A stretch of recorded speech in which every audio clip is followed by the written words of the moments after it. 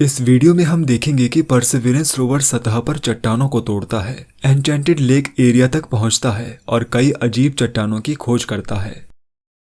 ये video Mars rover Perseverance को document करने वाली सीरीज का एक हिस्सा है। प्रीवियस एपिसोड्स देखने के लिए डिस्क्रिप्शन जरूर देखिएगा।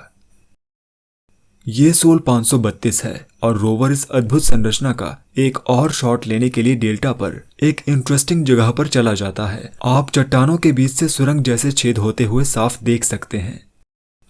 परसेवरेंस इंटरेस्ट के विभिन्न क्षेत्रों के बीच उत्साहपूर्वक आगे पीछे होते हुए डेल्टा फ्रंट की खोज कर रहा है। रोवर एक एरिया की ओर बढ़ रहा है जिसे एन्चेंटेड लेक के नाम से जाना जाता है। नासा की टीम ने चट्टानों को देखने की एक स्ट्रेटेजी अपनाई है ताकि जेज़ेरो क्रेटर में जो कुछ हुआ उसका एक बड़ा कॉन्टेक्स्ट प्राप्त किया जा सके। सोल 538 का ये व्यू दूर कोडियाक ब्यूट के साथ लंबे व्हील ट्रैक्स को दिखाता है। रोवर डेल्टा फ्रंट के ऊपर और नीचे काफी जमीन को कवर कर रहा है। सोल 543 पर नासा की टीम ने रोवर को मंगल ग्रह की सतह को चर्न अप करने की कमांड दी। परसेवरेंस रेत पर जेन आर्ट बनाने में व्यस्त हो जाता है। आप देख सकते हैं कि रेत बड़े और महीन दोनों पार्टिकल्स से मिलकर बनी है। रोवर अपने लेजर को कुछ फ्रेशली एक्सपोज्ड रेत पर उपयोग करता है। यह डेटा टीम को यह डिटरमाइन करने में मदद करेगा कि डेल्टा के पास रेत किससे बनी है। परसेवरेंस यहाँ अनडिस्टर्ब्ड रेत पर फ्रॉस्ट की तलाश में है। मंगल ग्रह पर फ्रॉस्ट यानी पाला तब बन सकता है जब जमीन का तापमान उस पॉइंट से नीचे चला जाता है जहां हवा में जलवाष्प सीधे बर्फ में बदल सकते हैं। इस तस्वीर में दिखाई देने वाले छोटे छोटे छेद वही हैं जहां रोवर ने अपनी लेजर का उपयोग किया था। ऐसा लगता है कि यह फ्रॉस्ट के लिए थोड़ा ज्यादा गर्म है। इसी बीच हमारा हेलीकॉप्टर फ्लाइट नंबर 31 के लिए आकाश की ओर बढ़ता है। इंजीन्यूटी धीरे धीरे रोवर की ओर बढ़ रहा है और आगे बढ़ने में रोवर की मदद कर रहा है। आप देख सकते हैं कि डेल्टा फोकस में आना शुरू हो गया है। जमीन पर परसेवरेंस अंततः एन्चेंटेड लेक एरिया तक पहुंच जाता है। यहाँ की चट्टानें बहुत शार्प और नाजुक हैं। टीम आखिरकार यहाँ ड्रिल करना चाहती है। सोल 558 पर परसेवरेंस एक आशाजनक चट्टान को तोड़ने का प्रयास करती है। डेल्टा का सैंपल लेना अविश्वसनीय रूप से कठिन साबित हो रहा है, लेकिन टीम प्रयास करती रहती है। टीम जांच करती है कि चट्टान को घिसने वाला उपकरण डैमेज तो नहीं है और एक अच्छे रॉक सैंपल की तलाश में आगे बढ़ती है। इस एरिया में बहुत सारे इंटरेस्टिंग टारगेट हैं। पतली परतदार चट्टानों के इस ढेर को देखिए। आखिर ये यहाँ आया कैसे? रोवर एक इंटरेस्टिंग उभरी हुई चट्टानों की जांच करता है जो छोटे अनियमित ब्लॉक से बना प्रतीत होता है। ये रोवर की आर्म के अंत में लगे कैमरा का व्यू है। यहाँ बेहद इंटरेस्टिंग पैटर्न्स देखने को मिलते हैं। क्या ये संभव है कि पानी इस चट्टान की सतह पर बहता हो और साथ में मिनरल्स लाता हो जो पहले टॉप पर मौजूद किसी चीज से कंप्रेस्ड हो गए थे? ये एरिया बहुत ही रोमांचक है और रोवर एक कोर सैंपल प्राप्त करने की कोशिश करने के लिए खुद को तैयार करता है। सबसे पहले चट्टान को तोड़ने की जरूरत होगी। रोवर सावधानी पूर्वक आगे बढ़ता है और ऑपरेशन को रिकॉर्ड करता है। आप देख सकते हैं कि चट्टान थोड़ी सी धसी हुई है, लेकिन इतनी नहीं कि चिंता की बात हो। रियल टाइम में इस ऑपरेशन को लगभग 10 मिनट लगे। सौभाग्य से चट्टान ने घर्षण झेल लिया और चट्टान काफी कठोर निकली। आप इस तस्वीर में देख सकते हैं कि रॉक एब्रेशन टूल ने पैच पर कुछ निशान छोड़ दिए हैं। इंटरेस्टिंग बात यह है कि इसका मतलब है रोवर के लिए अपनी ड्रिल निकालने का समय आ गया है। तस्वीरों की ये श्रृंखला ड्रिलिंग ऑपरेशन को दिखाती है। फिर चट्टान थोड़ी सी धसी, लेकिन इतनी नहीं कि कोई समस्या पैदा हो। इस वीडियो में आप देख सकते हैं कि चट्टान का एक छोटा सा टुकड़ा घर्षण वाली जगह पर जमा हो गया है। ये तस्वीर पैच में चट्टान के टुकड़े को दिखाती है।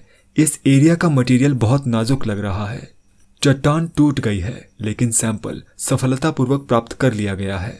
हालांकि एक छोटी सी समस्या है, सैंपल ठीक से सील नहीं होगा। समस्या सीलिंग प्रोसेस में मंगल ग्रह की धूल के हस्तक्षेप के कारण हो सकती है। परसेवरेंस 4 सोल से ज्यादा टाइम लैप्स वाली तस्वीरों को कैप्चर करता है, जिसमें सैंपल ट्यूब के रिम के चारों ओर छोटे धूल के कण घूमते हुए दिखाई देते हैं। परसेवरेंस ने एन्चेंटेड लेक पर एक्टिविटीज समाप्त कर ली हैं और एक बार फिर आगे बढ़ रहा है। टीम चाहती है कि रोवर रास्ते में मंगल ग्रह की रेत को एनालाइज करे। इसके खुद के व्हील ट्रैक्स सतह के ठीक नीचे जो कुछ भी है उसका एक शानदार व्यू प्रदान करते हैं। कंपेयर करने के लिए रोवर को अनडिस्टर्ब्ड एरिया से भी डेटा कलेक्ट करना होगा। आप इस तस्वीर में लेजर शॉट्स देख सकते हैं। सोल 606 पर परसेवरेंस खुद को चट्टानों से घिरा हुआ पाता है। ये चट्टानें वॉल्केनिक एक्टिविटी से बनी चट्टानों के समान प्रतीत होती हैं। इस चट्टान को देखिए, इस पर खरोंच के निशान नजर आ रहे हैं। यदि आप बारीकी से देखें तो आप देख सकते हैं कि यह खरोंच पैटर्न पूरी चट्टान पर बना हुआ है और ये इस एरिया की दूसरी चट्टानों पर भी मौजूद है, इसलिए ये संभवतः नेचुरल हैं, पर यह तस्वीर में बहुत अच्छा लग रहा है। यह चट्टान आधी टूटी हुई प्रतीत होती है। क्या यह डेल्टा के टॉप से घिरा है या इसे पानी द्वारा ट्रांसपोर्ट किया गया था, या शायद ये प्राचीन काल में ज्वालामुखी विस्फोट के कारण यहाँ आया था। यदि आप यहाँ ध्यान से देखें तो यह चट्टान का दूसरा भाग भी हो सकता है। हो सकता है कि यह हाल ही में डेल्टा फ्रंट से नीचे लुढ़का हो। यहाँ साफ तौर पर दो अलग अलग प्रकार की चट्टानें मौजूद हैं, गहरी ज्वालामुखी चट्टानें और हल्का शार्प उभरा हुआ मटेरियल। सोल 608 पर रोवर एक अजीब सी चट्टान के करीब आता है, जिसकी सतह के बाहर निकले हुए मटेरियल की एक रेखा जुड़ी हुई है। बारीकी से एनालाइज करने पर ऐसा प्रतीत होता है कि एक छोटी छोटी गांठों की एक लाइन है।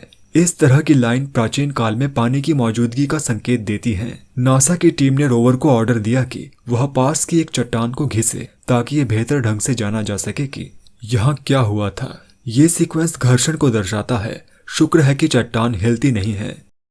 इस पैच से पतली सफेद नसों का एक जाल सा दिखाई देता है। ऐसा लगता है कि इस एरिया में पानी के द्वारा मिनरल्स ट्रांसपोर्ट हुए थे।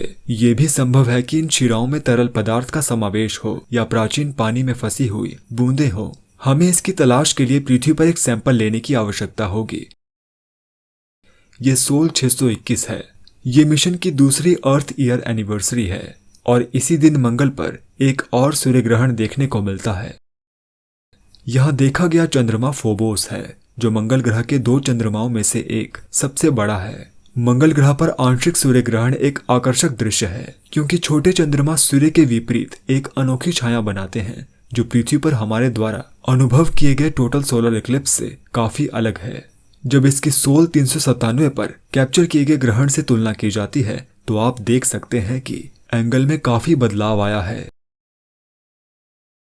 रोवर अब हिडन हार्बर नाम की साइट में सैंपल की ड्रिलिंग के लिए व्यस्त हो जाता है। सैंपल बिना किसी समस्या के प्राप्त कर लिया जाता है और रोवर इसे अपनी बैली में स्टोर कर लेता है। सोल 628 पर फोबोस एक और आंशिक ग्रहण के लिए वापस आता है। यदि हम इसकी तुलना लगभग एक मार्शियन सप्ताह पहले हुए ग्रहण से करें तो हम देख सकते हैं कि एंगल थोड़ा सा बदल गया है। ये डेटा वैज्ञानिकों को मंगल ग्रह के चंद्रमाओं के ऑर्बिट के अपने मॉडल को रिफाइन करने में मदद करेगा और संभवतः भविष्य में वहां अंतरिक्ष यान उतारने में मदद करेगा। रोवर अपना ध्यान जमीन की ओर लगाता है। नासा की टीम मंगल ग्रह की रेत का एक सैंपल प्राप्त करना चाहती है। रोवर इस रेत के टीले में थोड़ा सा चला गया है और टीम को लगता है कि यह मूल्यवान डेटा देगा। रेत इकट्ठा करने के उद्देश्य से रोवर में एक विशेष ड्रिल हेड शामिल किया गया था। ये शाफ्ट के साथ मटेरियल को ऊपर खींचता है, जिससे ये छिद्रों में इकट्ठा हो जाता है।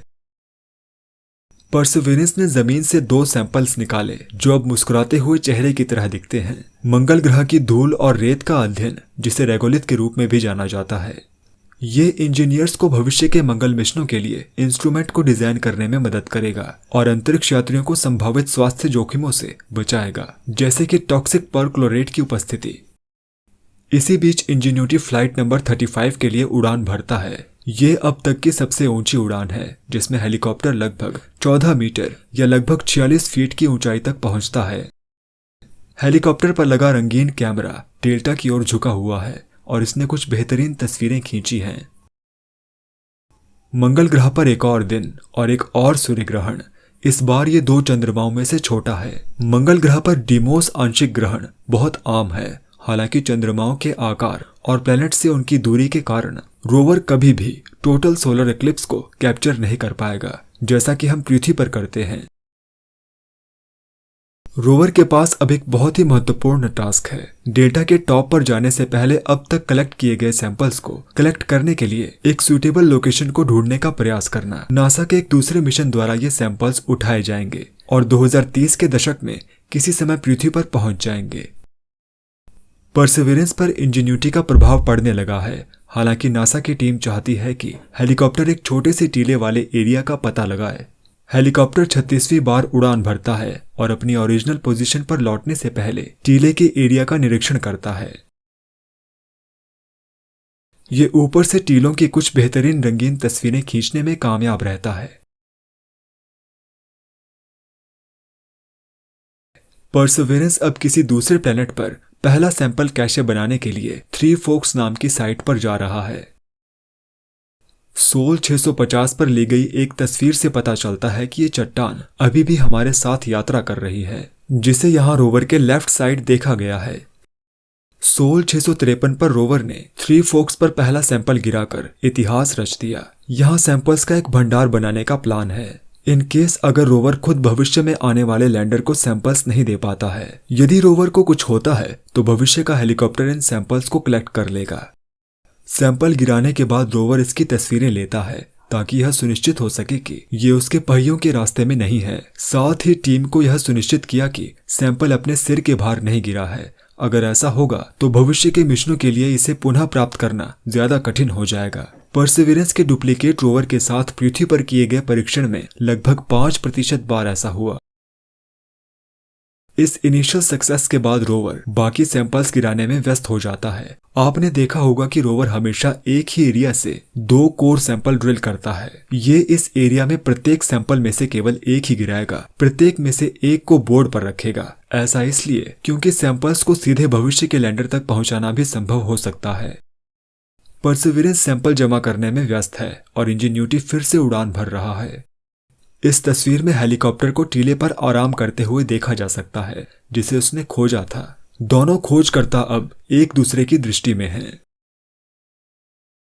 परसेवरेंस ने सेल्फी लेकर अपनी सफलता का जश्न मनाया। फ्लोर पर कई सैंपल्स पड़े हैं। आपको कितने दिखाई दे रहे हैं?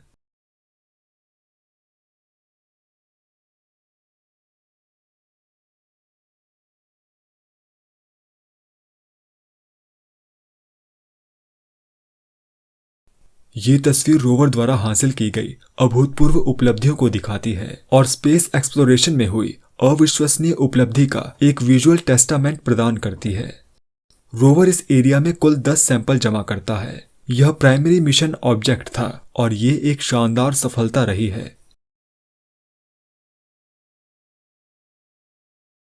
इस मोज़ेक में सभी ट्यूब्स दिखाई दे रही हैं।